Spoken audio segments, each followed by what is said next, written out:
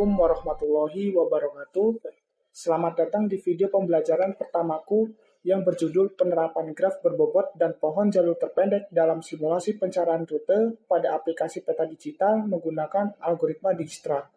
Pada video ini, saya akan menjelaskan materi tentang graf dan pohon hingga pengimplementasiannya dalam pencarian rute terpendek pada peta digital menggunakan algoritma Dijkstra. Oke, sebelum masuk ke materi, alangkah baiknya kita berkenalan terlebih dahulu. Halo semuanya, perkenalkan nama saya Muhammad Reski Azril Ramadan. Saya dari Prodi Informatika dengan NIM 2554124. Jadi pada video pembelajaran kita kali ini bertujuan untuk memahami konsep graf berbobot dalam pencarian rute. Kemudian yang kedua menjelaskan cara kerja algoritma Dijkstra, memodelkan peta digital menjadi graf sederhana berbobot, dapat menghitung rute terpendek menggunakan algoritma Dijkstra, dan menampilkan hasil rute dalam bentuk pohon jalur terpendek. Tanpa berlama-lama, alangkah baiknya kita masuk ke materi. Yang pertama ini yaitu pengertian graf. Graf ini diartikan sebagai struktur matematika yang terdiri dari suatu himpunan tak kosong yang masing-masing unsurnya disebut sebagai titik atau kita bisa menyebutnya vertex, dan suatu himpunan pasangan tak berurutan dari titik-titik yang disebut sisi atau kita juga bisa menyebutnya sebagai edge. Sejarah graf ini pertama kali dikenalkan oleh seorang ahli matematika dari Swiss bernama Leonhard Euler pada tahun 1736 melalui penyelesaian masalah jembatan Königsberg. Bentuk umum dari graf ini yaitu sebagai berikut, di mana V merupakan himpunan simpul atau vertex dan E merupakan himpunan sisi atau edge. Contoh dari graf ini dapat dilihat seperti gambar berikut. Pada gambar terlihat bahwa memiliki titik-titik atau vertex yaitu 1, 2, 3, dan 4. Sehingga kita bisa menulisnya seperti berikut. Kemudian kita juga bisa menuliskan sisinya yaitu seperti 1 ke 2, 1 ke 3, 2 ke 3, 2 ke 4, atau 3 ke 4. Sehingga edge-nya ini bisa ditulis sebagai berikut. Yang kedua yaitu pengertian graf berbobot. Pengertian dari graf berbobot ini yaitu graf yang setiap sisinya memiliki nilai. Nilai ini disebut bobot. Bobot dapat berupa jarak, waktu, biaya, atau kapasitas. Contoh dari graf berbobot dapat dilihat seperti pada gambar berikut. Kemudian jenis-jenis graf ini dibagi menjadi dua, yaitu berdasarkan ada tidaknya gelang atau sisi ganda suatu graf, dan berdasarkan orientasi arah pada sisi. Berdasarkan ada tidaknya gelang atau sisi ganda, jenis graf ini dibagi menjadi ke dalam dua bentuk. Yang pertama yaitu graf sederhana. Graf sederhana ini tidak mengandung gelang maupun sisi ganda. Contohnya seperti pada gambar. Kemudian yang kedua, graf tak sederhana. Graf tak sederhana ini merupakan graf yang mengandung gelang maupun sisi ganda. Contohnya seperti pada gambar, di mana gambar pertama ini memiliki sisi ganda, kemudian gambar yang kedua ini memiliki gelang. Kemudian jenis graf berdasarkan orientasi arah pada sisi. Jenis graf berdasarkan orientasi arah pada sisi dibagi menjadi ke dalam dua bentuk. Yang pertama yaitu graf tak berarah. Graf tak berarah ini artinya sisi-sisinya tidak mempunyai orientasi arah atau biasa kita sebut sebagai tanda panah. Contohnya yaitu seperti yang terlihat pada gambar. Kemudian yang kedua, graf berarah. Artinya graf ini memiliki sisi yang diberikan orientasi arah atau diberikan tanda panah. Contohnya seperti yang terlihat pada gambar. Selanjutnya, representasi graf. Untuk mempresentasikan graf dapat dilakukan dengan dua bentuk, yaitu dengan agensi matriks atau dengan agensi list. Agensi matriks ini atau matriks ketetanggaan merupakan representasi graf dalam bentuk matriks N kali N dengan baris dan kolom sebagai simpul. Matriks ini memudahkan pemeriksaan hubungan antar simpul secara langsung, namun memiliki kekurangan ketika digunakan pada graf yang jumlah sisinya sedikit. Kondisi tersebut menyebabkan matriks akan banyak berisi nilai nol karena hanya sedikit simpul yang saling terhubung. Kemudian, agency list atau senare ketetanggaan merupakan representasi graf dalam bentuk daftar yang menunjukkan simpul-simpul yang terhubung langsung. Bentuk ini lebih ringkas dan mudah dibaca. Namun, representasi agency list juga memiliki kekurangan, salah satunya yaitu tidak menyediakan tempat khusus untuk menyimpan nilai atau bobot yang melekat pada sisi. Kemudian lintasan terpendek. Lintasan terpendek ini biasanya yang digunakan yaitu graf berbobot. Terpendek artinya itu meminimalisasi bobot pada suatu lintasan di dalam graf. Kemudian, algoritma Dijkstra. Algoritma Dijkstra ini digunakan untuk mencari lintasan terpendek pada graf berbobot. Algoritma ini memilih simpul dengan jarak sementara paling kecil. Setelah itu, algoritma memperbarui jarak ke simpul tetangganya. Kemudian, pohon. Pohon adalah bentuk khusus dari graf. Pohon memiliki simpul dan sisi, tetapi tidak memiliki siklus. Artinya tidak ada jalur yang berputar kembali ke simpul sebelumnya, atau kita bisa menyebutnya sebagai sirkuit. Pohon juga memiliki hubungan yang terarah, sehingga sering digunakan untuk menunjukkan struktur keputusan, struktur pencarian, atau hasil akhir dari suatu proses. Nah, untuk memahami atau agar lebih paham materi-materi yang telah dijelaskan tadi, alangkah baiknya kita ke latihan soal.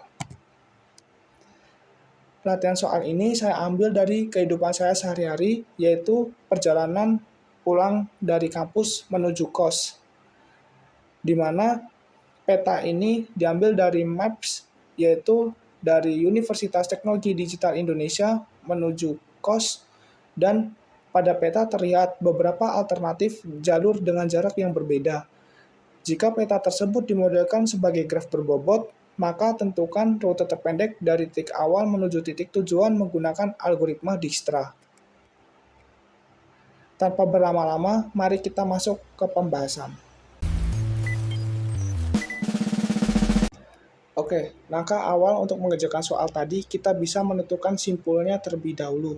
Pada gambar, terlihat ada 7 simpul yang digunakan, yaitu Universitas Teknologi Digital Indonesia, kita bisa misalkan sebagai A, kemudian Gang Putodewo, kita bisa misalkan sebagai B, kemudian ketiga jalur ini kita bagi menjadi jalur barat, jalur tengah, dan ring road timur, di mana jalur barat ini merupakan simpul C, dan jalur tengah ini merupakan simpul D, serta jalur ring road timur ini kita misalkan sebagai E, kemudian gang Gatot Kaca ini kita misalkan sebagai F, dan gang Nakula kita misalkan sebagai G. Langkah selanjutnya yaitu mengubah gambar peta digital menjadi bentuk graf. Dari simpul-simpul yang telah didapatkan tadi, kita masukkan ke dalam graf, di mana ketika peta digital tadi diubah menjadi bentuk graf sederhana, hasilnya sebagai berikut. Langkah selanjutnya yaitu menentukan bobot untuk graf sederhananya. Diketahui jalur barat memiliki total jarak 500 meter, jalur tengah memiliki total jarak 550 meter, dan jalur timur memiliki total jarak 750 meter. Ketika jalur-jalur ini dipecah, kita misalkan bahwa jarak A ke B memiliki total jarak 150 meter, B ke C 180 meter, B ke D 230 meter, B ke E 430 meter, C ke F 120 meter, D ke F 120 meter, E ke F 120 meter, F ke G 50 meter. Sehingga gambarnya kita ubah dari gambar graf sederhana menjadi graf sederhana berbobot, yaitu sebagai berikut.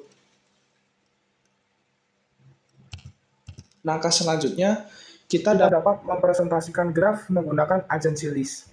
di mana pada gambar kita tuliskan terlebih dahulu semua simpulnya, yaitu A, B, C, D, E, F, dan J. Kemudian kita cari simpul tetangganya, di mana A ini bertetangga dengan B, B ini bertetangga dengan A, C, D, dan E, C ini bertetangga dengan B dan F, D ini bertetangga dengan B dan F, E ini bertetangga dengan B dan F ini bertetangga dengan C, D, E, dan G, kemudian G ini bertetangga dengan simpul F. Selain itu, kita juga dapat mempresentasikan graf menggunakan agensi matriks, di mana kita juga menuliskan terlebih dahulu seluruh simpulnya, kemudian kita menuliskan total jaraknya, seperti contohnya A dengan B ini berhubungan dengan B dengan total jarak 150 meter, sehingga kita tulis hubungan A dan B ini 150, namun di hubungan C, D, E, F, dan J kita tulis 0, karena tidak terhubung. Sehingga dapat kita tulis seperti berikut. Langkah selanjutnya, kita melakukan perhitungan graf untuk menentukan jalur terpendek menggunakan algoritma Dijkstra. Langkah pertama, kita dapat menginisialisasi jarak simpul awal atau simpul A, kita beri nilai 0, kemudian simpul lain kita beri nilai tak hingga karena belum diketahui jaraknya. Sehingga kita dapat menuliskannya sebagai berikut. Setelah itu, kita ambil nilai yang paling kecil dari seluruh nilai ini. Karena nilai yang paling kecil ini adalah milik A, kita tulis saja bahwa baris ini milik simpul A. Langkah selanjutnya, kita menentukan simpul terdekat dari simpul A tadi. Kita turunkan nilai sebelumnya ke bawah. Setelah itu, kita cari hubungan A ke B. Untuk mencari hubungan A ke B ini, kita dapat menggunakan rumus dash value atau nilai sebelumnya, market value ditambah dengan edge weight atau nilai yang ditandai ini ditambah dengan jarak sisinya. Maka hubungan A ke B ini dapat kita tuliskan nilai sebelumnya yaitu tak hingga, nilai yang ditandainya 0 ditambah dengan jaraknya yaitu 150. Maka hasilnya kita ambil nilai yang paling kecil antara tak hingga dengan 150, karena nilai paling kecil 150, maka kita ambil yang 150. Untuk hubungan A ke C, ke D, ke E, ke F, dan G, karena tidak terhubung, maka kita langsung saja tulis nilai tak hingga. Setelah itu, kita cari nilai yang paling kecil selanjutnya. Antara 150 dengan tak hingga ini, nilai yang paling kecil karena 150, kita beri tanda di 150, dan karena 150 ini berada di kolom B, maka baris ini adalah milik B. Kemudian perhitungan selanjutnya dimulai dari simpul B. Caranya sama seperti sebelumnya, yaitu kita memeriksa semua simpul yang saling terhubung, di mana simpul B ini terhubung dengan C, D, dan E. Kemudian kita periksa satu-satu. Sebelumnya kita turunkan terlebih dahulu nilai yang telah diperoleh tadi. Kemudian kita hitung dari simpul B ke C, di mana nilai atasnya itu tak hingga, nilai yang ditandainya 150 ditambah dengan jarak B ke C ini 180. Total yang diperoleh yaitu 330. Dari nilai tak hingga dengan 330, karena nilai yang paling kecil 330, maka kita ambil yang 330. Setelah itu, hubungan B ke D, yaitu nilai sebelumnya tak hingga, nilai ditandai 150, ditambah dengan jarak B ke D yaitu 230. Totalnya itu 380. Kemudian kita ambil yang paling kecil yaitu 380. Setelah itu, kita cari hubungan B ke E, di mana jarak sebelumnya yaitu tak hingga, nilai yang ditandainya yaitu 150 ditambah dengan jarak B ke E yaitu 430. Sehingga total yang diperoleh yaitu 580. Karena hubungan B ke F dan G tidak ada atau tidak terhubung, kita langsung saja tulis nilai tak hingga. Dari nilai yang diperoleh ini, nilai yang paling kecil yaitu 330 yang terletak pada kolom C. Oleh karena itu, baris ini adalah milik C. Langkah selanjutnya yaitu perhitungan dimulai dari simpul C. Kita turunkan terlebih dahulu nilai yang telah diperoleh tadi,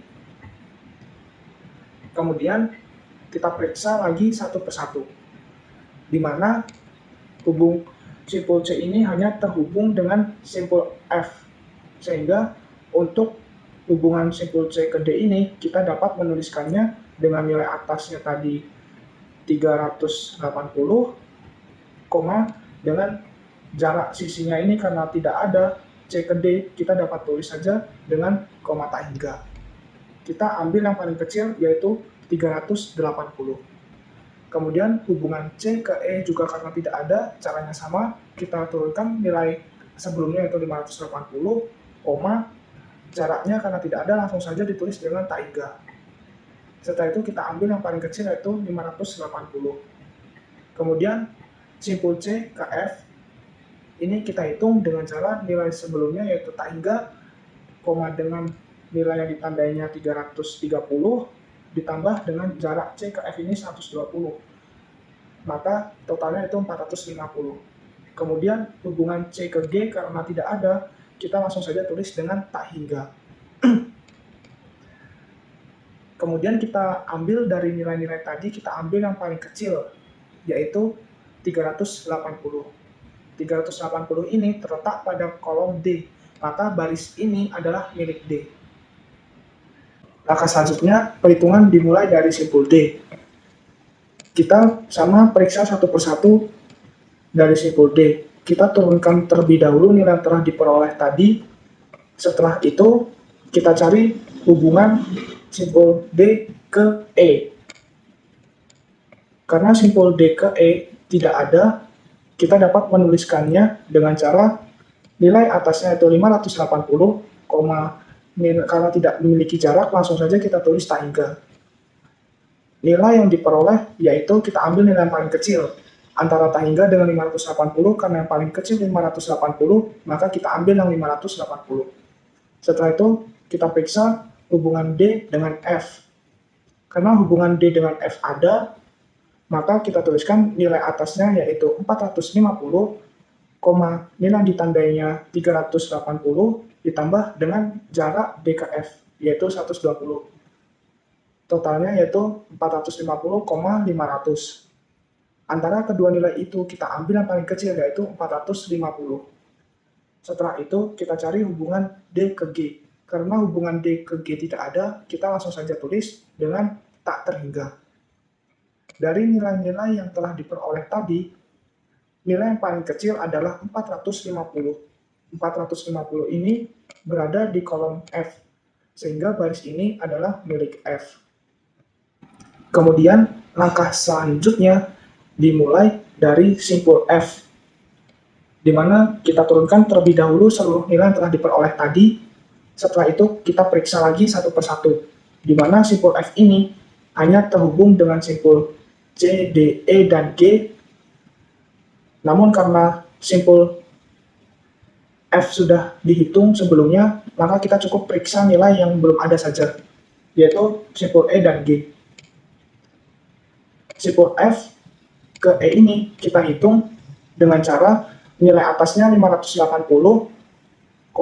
nilai yang ditandainya 450 ditambah dengan jarak F ke E yaitu 120, maka totalnya yaitu 570. Antara 580 dengan 570, nilai yang paling kecil yaitu 570, maka kita tulis saja 570 di sini. Selanjutnya kita cari hubungan F ke G, di mana nilai sebelumnya yaitu tak hingga, nilai yang ditandainya 450 ditambah dengan jarak F ke G yaitu 50. Sehingga hasil yang diperoleh nilai paling kecil yaitu 500. Di antara nilai-nilai yang sudah diperoleh tadi, kita cari nilai yang paling kecil, yaitu 500. Nilai 500 ini terdapat di kolom G, sehingga baris ini adalah milik G. Karena perhitungan sudah sampai simpul yang dituju, maka perhitungan cukup sampai di sini saja. Setelah itu, kita lakukan perbandingan dengan cara membandingkan nilai atasnya. Jika nilai atasnya berbeda, maka nilainya itu digeser ke kiri. Namun, jika nilainya sama, maka perbandingannya itu dilakukan lagi ke atas. Yaitu cara membandingkannya seperti ini. Nilai 500 dengan nilai tak hingga ini berbeda, maka kita checklist terlebih dahulu pada simpul G yang menandakan titik akhir atau tujuan kita. Setelah itu kita bandingkan ke atas. Karena nilainya berbeda, maka jalur F ini benar. Maka kita beri tanda centang lagi di sini. Kemudian kita geser ke kiri ke nilai yang ditandai, yaitu 450. Nilai 450 ini dibandingkan dengan nilai atasnya, karena sama, maka kita bandingkan lagi ke atasnya. Nah, ini nilai 450 berbeda dengan nilai tak hingga. Oleh karena itu, simpul C ini kita beri tanda yang artinya benar.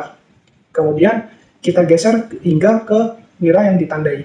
Setelah itu kita bandingkan lagi dengan nilai atasnya. Karena berbeda, kita tandai simpul B. Setelah itu kita geser lagi ke kiri ke nilai yang ditandai. Selanjutnya kita bandingkan lagi dengan nilai atasnya. Karena berbeda, maka nilai A ini benar. Kita beri checklist pada nilai simpul A. Hasilnya yang diperoleh yaitu A, B, C, F, dan G dengan total jarak 500 meter. Dari hasil tadi kita dapat tuliskan menjadi pohon jalur terpendek, di mana tadi diperoleh bahwa jalur terpendeknya yaitu A, B, C, F, G, dan kita bisa menggambarkannya sebagai berikut, di mana pohon ini memiliki vertex atau simpul yaitu sama dengan 5, kemudian memiliki edge atau sisinya yaitu memiliki 4, kemudian akar atau nilai awalnya yaitu A, setelah itu nilai daunnya atau sebagai nilai tujuannya yaitu G, kemudian simpul internal atau simpul yang memiliki anak atau cabang yaitu A, B, C, dan F, kemudian tinggi pohonnya yaitu sama dengan 4. Pembahasan pada video ini sudah selesai, maka video ini saya cukupkan sampai di sini.